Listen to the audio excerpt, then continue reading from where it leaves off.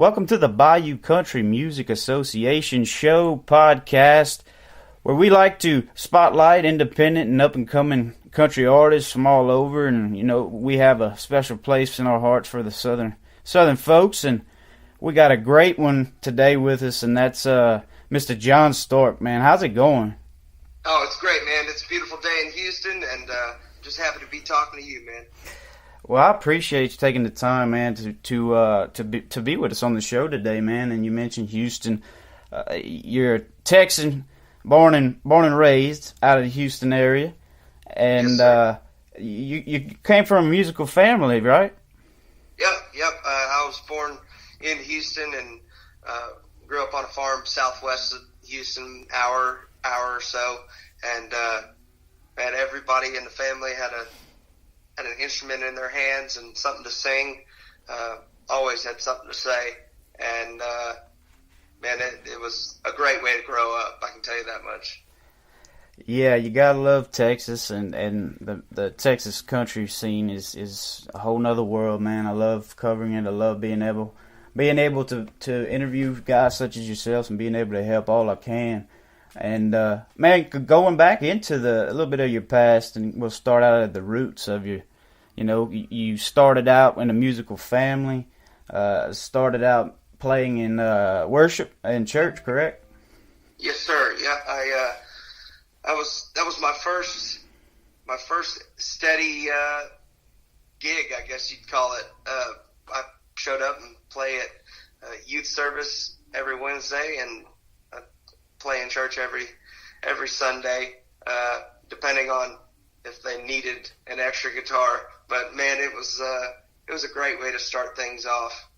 Yeah, it definitely is, man. Definitely a great way to put your children or the youth into a worship group to play or sing or whatever gift they have. And most artists I've spoken with is that's where they start. Not everyone starts, on the Opry stage, But yeah, man, that's a great way to start, and definitely definitely blessed to have a musical family and all the surrounding, support and the teachings you obviously must have learned from your parents and all of them. Yeah, it all feeds back into what we're doing, man, and I haven't forgot too much of what I learned back then now whatsoever, because man, it's all about moving forward and using the gifts that we were given. And the more I talk to people and meet all these other artists, so many of us grew up singing in church, and it's just cool to have that common ground between so many people. So, amen. Yes, I definitely agree. And growing up outside of worship, what were some of your musical influences that you listened to growing up? Man, I actually do tell this one pretty often. My dad would put me in a shredder, or put me in a tractor, pulling a shredder, and just go shred pasture. And there was a tape deck in the tractor. When my dad got it, it came with like 4 or 5 tapes. It was early George Strait. I think there was George Jones, Hank Williams Sr., John Denver, and wow, and just and a Merle tape. Wow.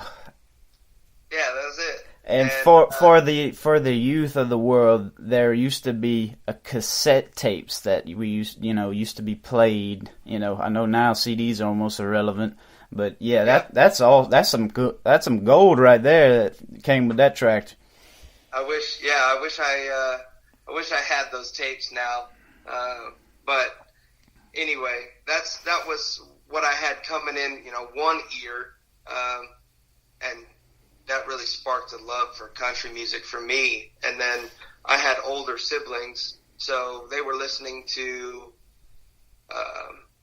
80s and 90s contemporary rock and rap as they got older. And man, it was kind of crazy how it all mixed in the middle. So I had Merle and George and Possum in one ear, and I had Biggie Smalls, and just all kinds of different. Yeah, man, I totally understand, and that's why I love asking the question. And man, I kind of catch, I guess, some artists by surprise. They always want to mention the country, but I had a good buddy of mine I was interviewing, Brian Frazier, and he said, "Man, I ain't gonna lie, I was a 80s, 90s baby or whatever," but he said, I dig the Backstreet Boys, and I got, every little genre comes together that kind of infuses you into your own sound, Yeah,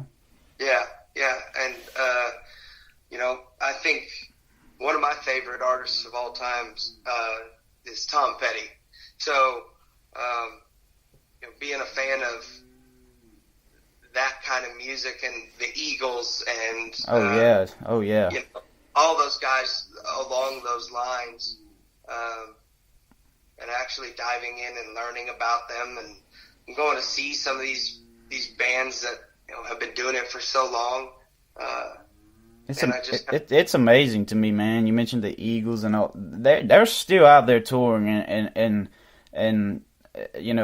doing it for decades and still selling out. They defy genres, in my opinion. Bands such as them. But we'll get back with your musical career and where it started and rooted.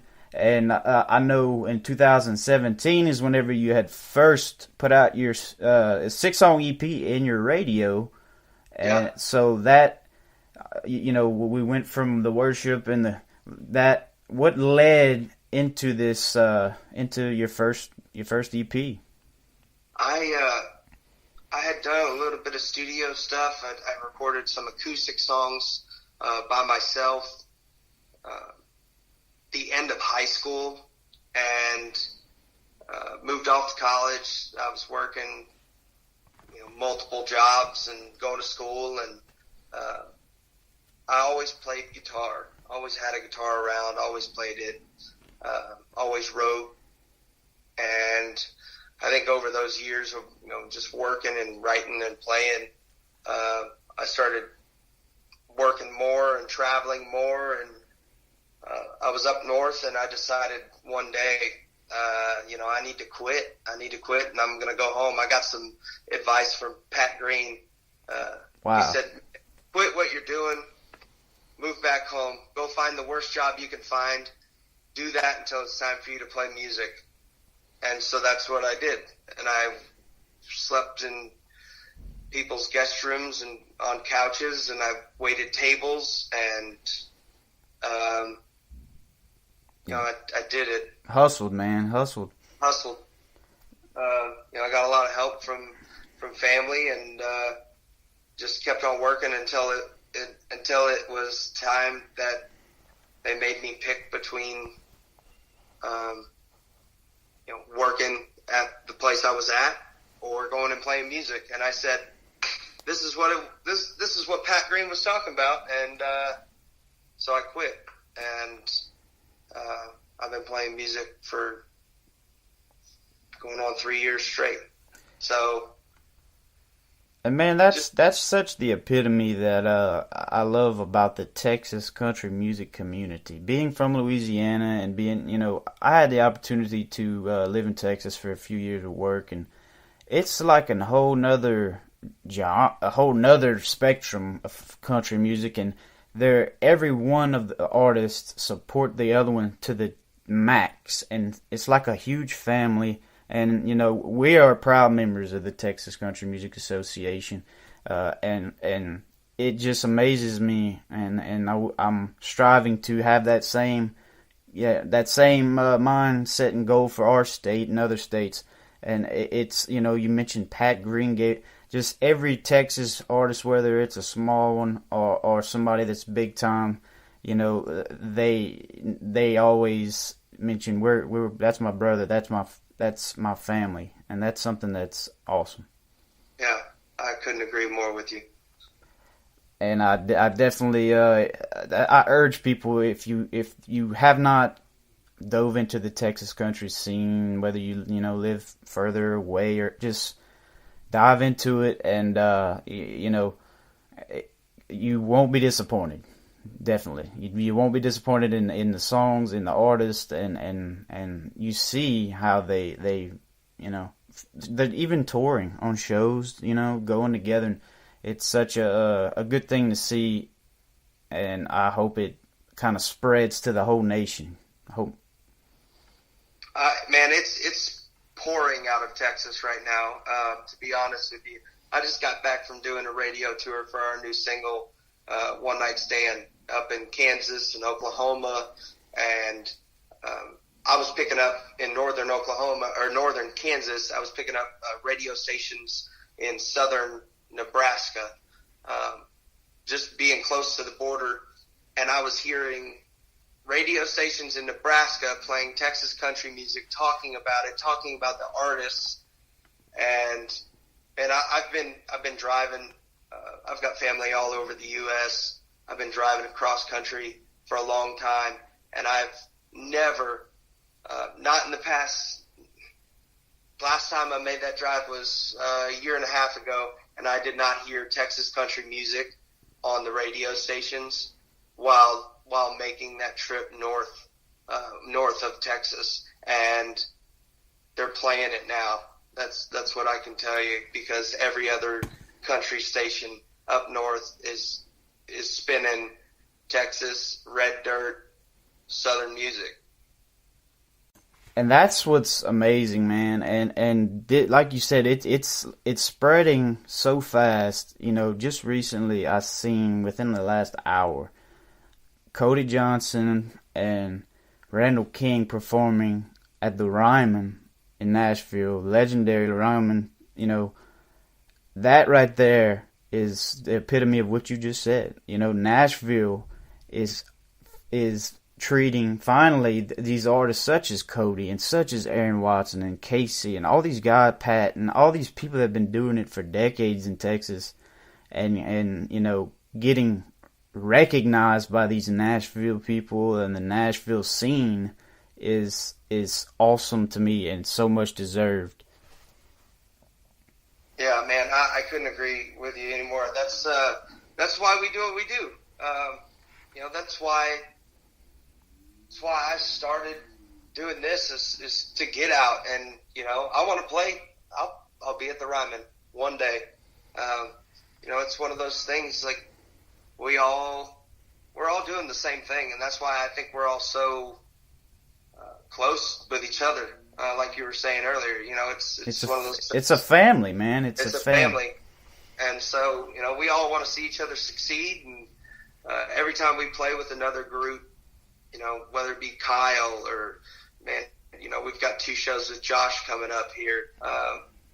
It's just so cool. It's cool to see somebody, like me, still very early on in the game and the process, and these guys that I've been listening to and looking up to, they'll just come down and they help in any way possible. Yes, yes, definitely.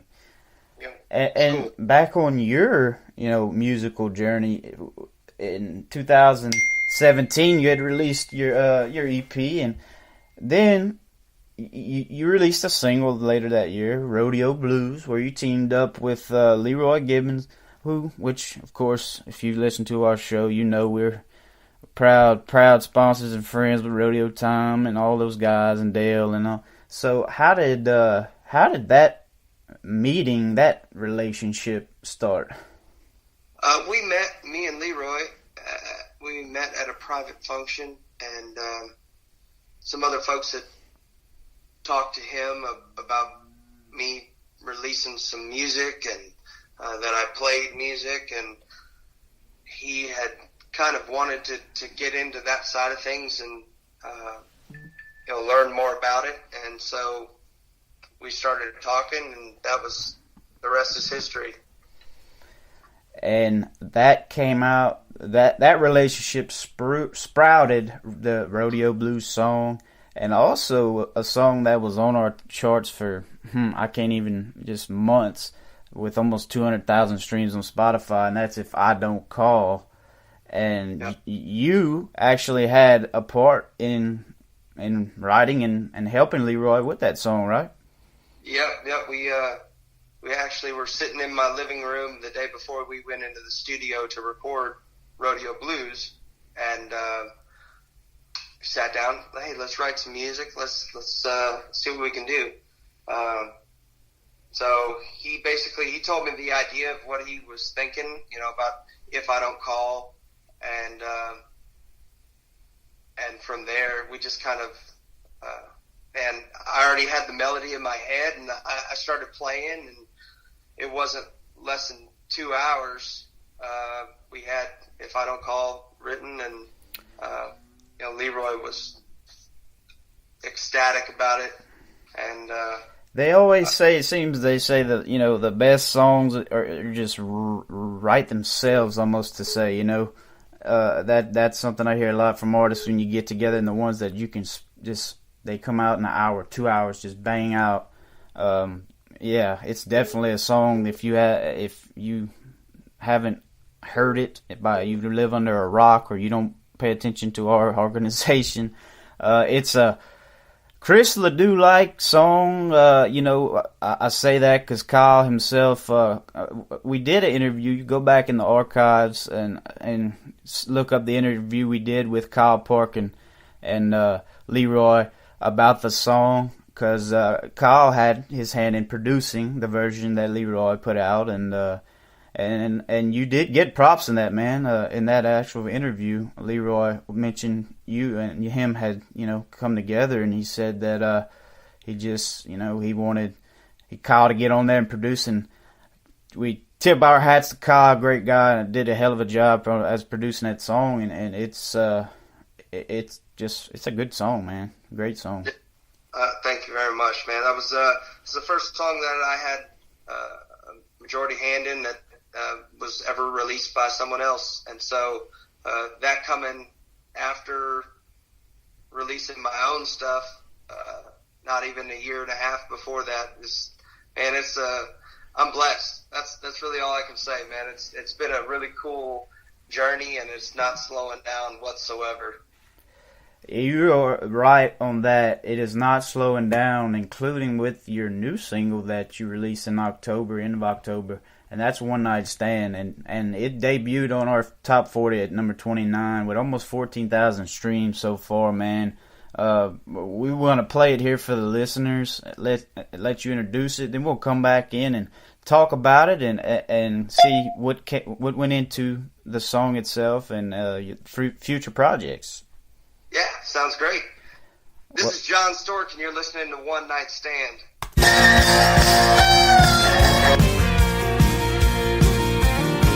I said so long, San Antonio, baby, I'll see you, or maybe I won't. Give you some time and you can call me on the telephone. Foot on the gas, flying through the night. Ain't going fast, but we're keeping good time. For a little while, the population's gonna be on the rise. Yeah, we're stealing hearts like we're passing mile marker signs. Well, I'm here and gone like a flashlight. Gonna raise hell, gonna have a good time. Pick 'em up and drink 'em dry. Find me a gal who can dance all night, and in the morning, oh no, won't be sad.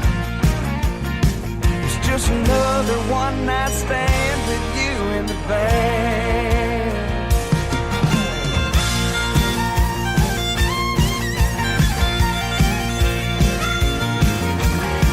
Cheap motels and piss poor coffee, guitar strings and cities I see, change like the mouse and the treads rolling under me.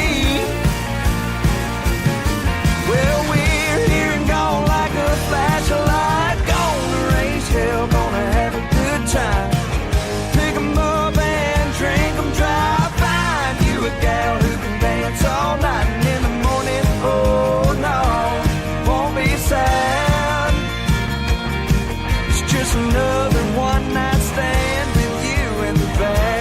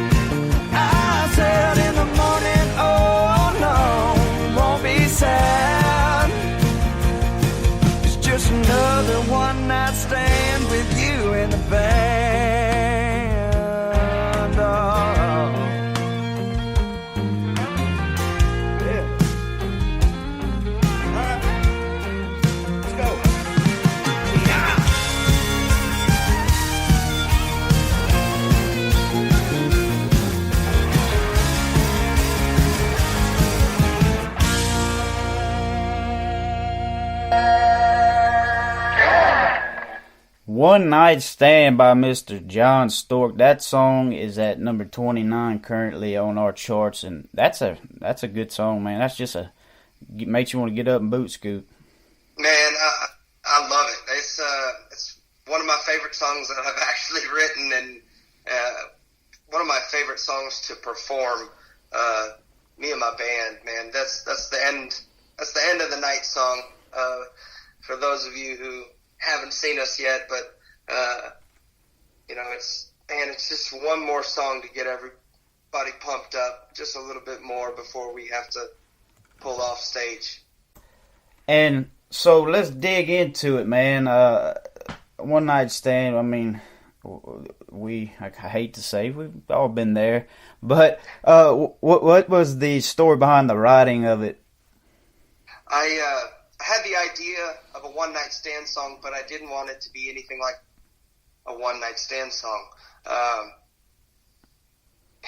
And when I say that, I took this to my buddy Matt Castillo from Matt and the Herdsman.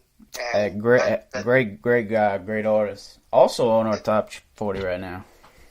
Great guy. We were at a writer's retreat meeting kind of deal together, and I just walked in and sat down and said, "Hey, man, this is the idea. Just all about the audience with the band, and the band, sliding into town, playing a show, drinking some beer, dancing a little bit, play some music, and hit the road. And y'all going out, and y'all as in the fans and the audience and the people who we do this for, just to have fun. Our job, I say it to my guys all the time, our job is for us to make sure that they have a good time. And if I can get you tapping your foot with a beer in your hand and then maybe a dance on the dance floor, I'm doing my job. I'm glad you mentioned that, man, because there's a huge difference of artists that, being a good artist, a good, how can I say, recording artist, and a good entertainer. And I feel like a lot of the southern scene, Texas country scene, even around my state, it's upbringing artists that are both, because they have been playing in local little dive bars and stuff. And that's, if some of your best big time country stars are just great entertainers.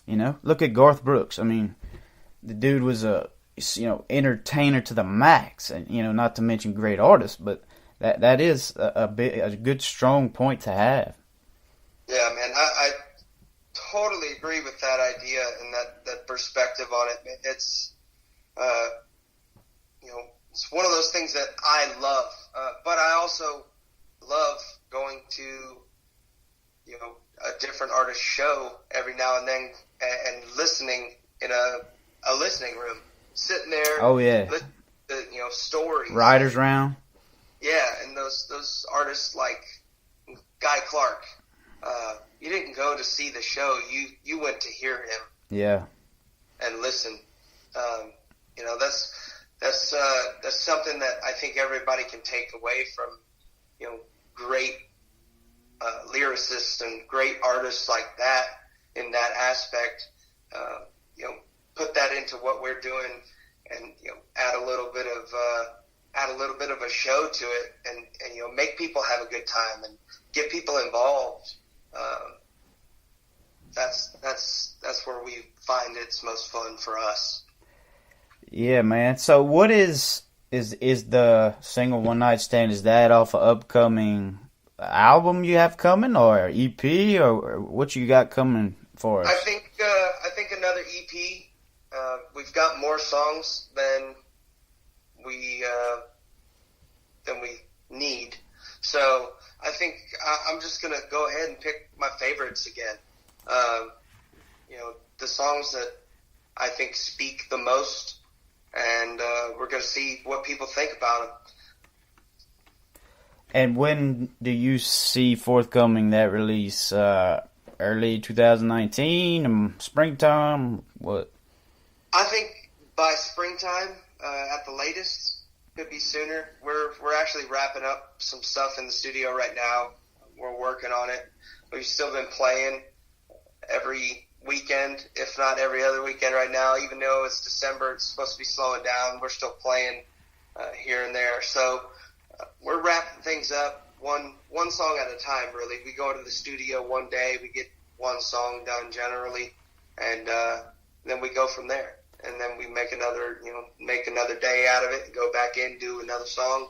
And, we're just kind of taking our time and still at the same time trying to get things moved along so we can get something released here early 2019, possibly looking at another single, if not just the whole enchilada.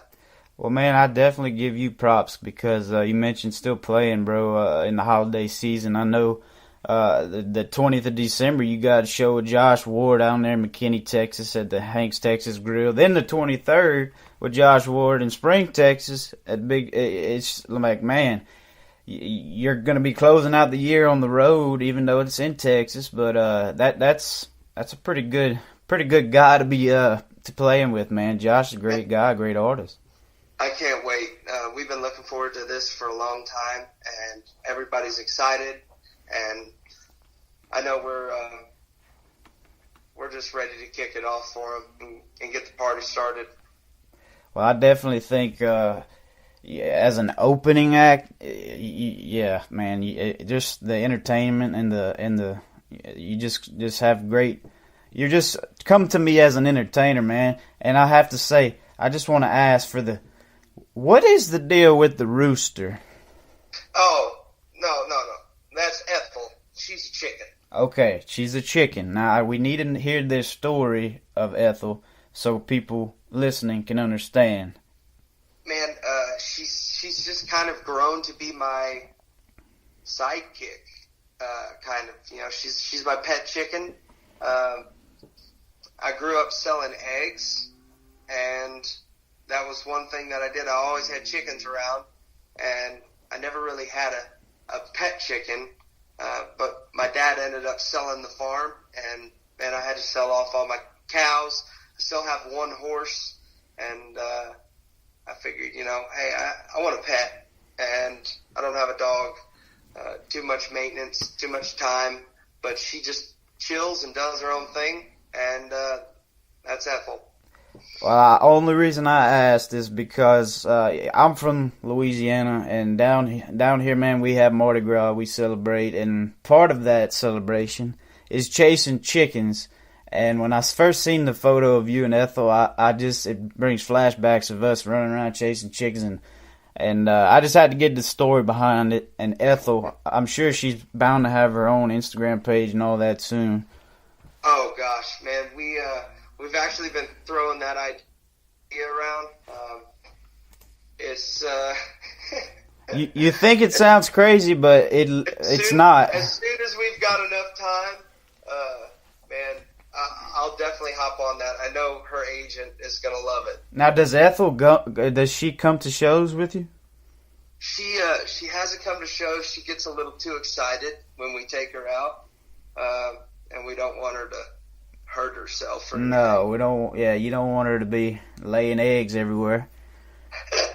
Oh man, that's awesome, man. I definitely wanted to hear that story behind that, but yeah, I mean, man, it sounds like 2019 is gonna be a heck of a standout year for you, man. I can't wait to hear what you and your support and your team got in store. Man, it's going to be a great year. We've already got a ton of really amazing shows.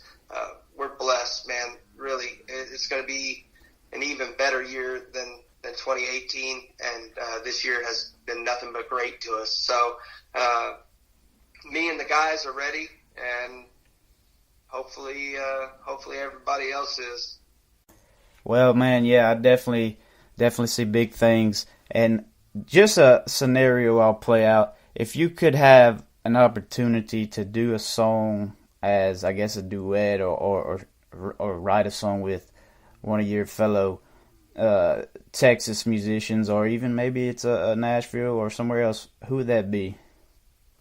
Man, that's hard. I've gotten to write with plenty of amazing guys already. Matt Castillo, Curtis Grimes, Jake Worthington. Jake Worthington came over the other day. We wrote a pretty great song. Man, it's starting to become a reality for me. Yeah. Me and Josh Ward have been talking about getting together and writing a song, and I can't wait for that. Man, you and Josh kind of have a similar look. I ain't even gonna lie to you, man. Y'all could write and do a heck of a song together. Music video, bring Ethel in there, Man, I actually get that a lot. Josh Ward and Bart Crow. Yep. They were mixed together, and then I popped out. Yeah, there you go. There you go. Yeah, I get that a lot, but I can't wait to write. There's so many people I want to write with, man. From William Clark Green to getting to write with Josh next. That's something I look forward to, and I hope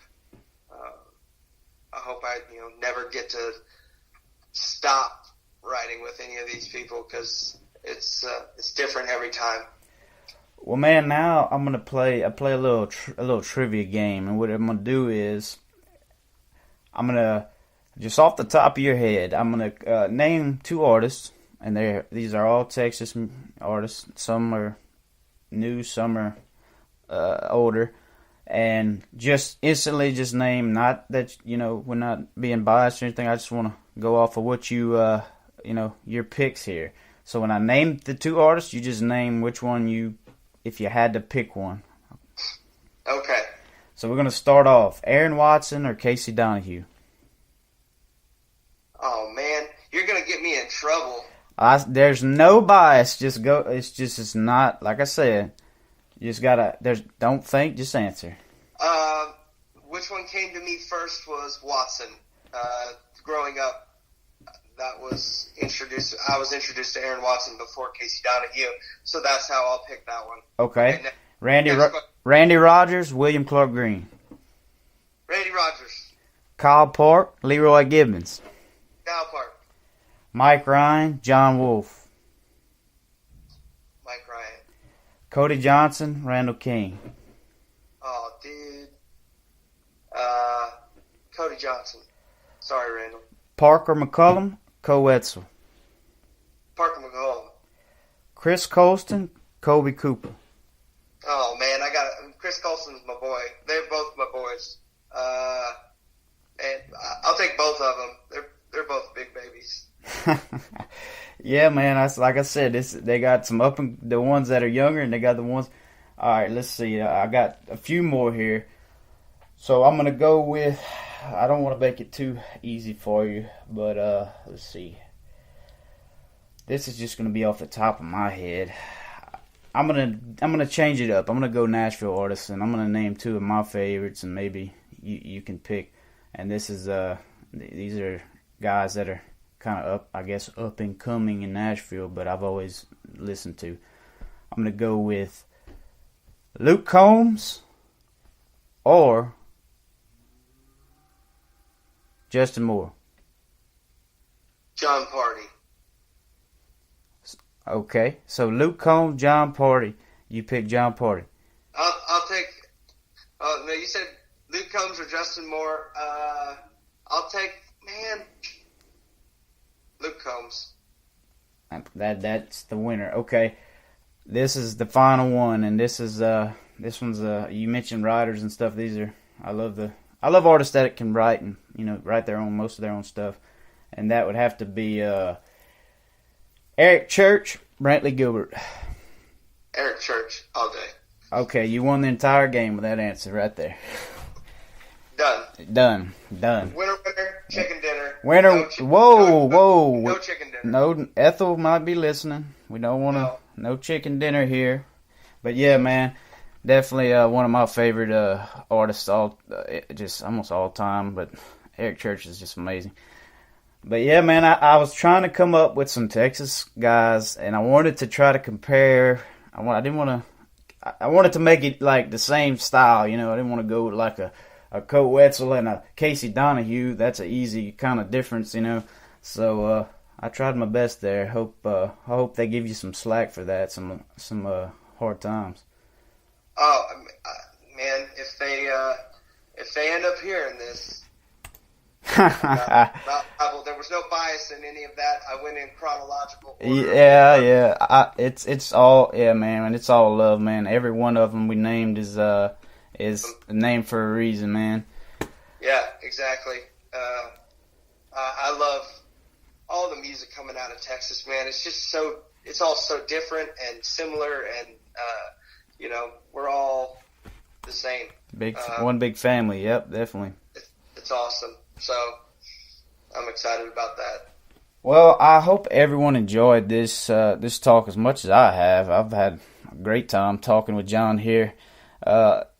If you are looking for any news, any music, obviously you can get his music on Apple Music, Spotify, whatever music platform you use. You go to his website at jonstork.com and you can get some merch. You can look it up, his shows, obviously links to all of his social medias. Social medias, man, which one do you mostly use? Man, I've been on all three of them today: Facebook, Instagram, and Twitter. Those are the three that I use.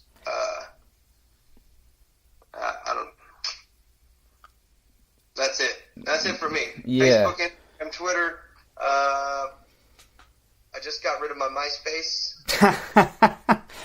Yeah, hit him up on MySpace, and man, I try to keep up with all of them, but I guess I feel most people and fans can get more of a personal interaction with artists through Twitter and Instagram and stuff, Snapchat, because it's, you know, personal compared to, nothing against Facebook, but it's just, you know, social media is also a great platform for a lot of up and coming artists.